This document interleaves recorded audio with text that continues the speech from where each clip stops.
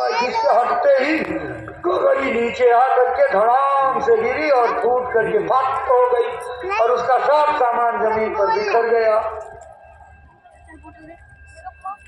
अब दोनों हैरान सन। तो छोटी वाली ने अपनी गलती मानते हुए कहा, दीदी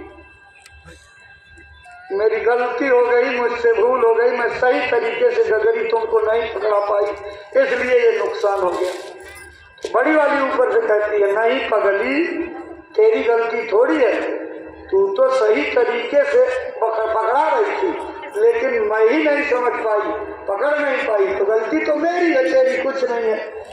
गुरु महाराज ने कहा, इसी का नाम सुमति है।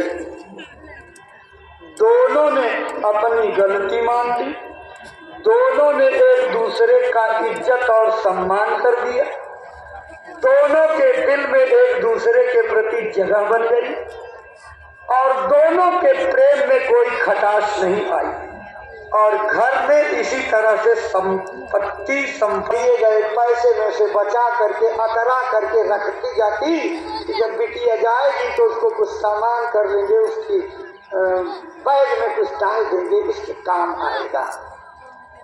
लगभग सब माताओं की ये एक विशेषता है।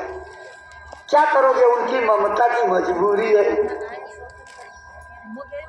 100 गलतियां बेटी करेगी तो आगे खड़ी होकर के उसकी हिफाजत करेगी, ढाल बन जाएगी।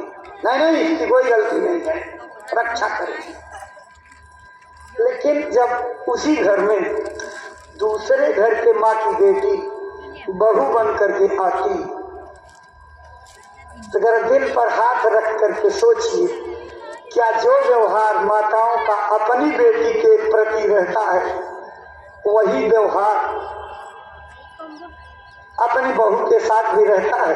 इतना तो घर में झगड़े था। विरली पूजनीय माताएं होगी जो अपनी बहुओं को अपनी बेटी से भी बढ़ करके दर्जा देती होगी, वो मंडली है, विरली होंगी। अगर इसी सुमति को आप अपने अंदर उतार लीजिए तो इस सुमति से आप बड़े बड़े पत्थर दिल जाहिल काहिलों के दिल को बदल डालोगे। एक सत्य घटना आपको हम याद करा रहे हैं, गुरु महाराज के जमाने की है।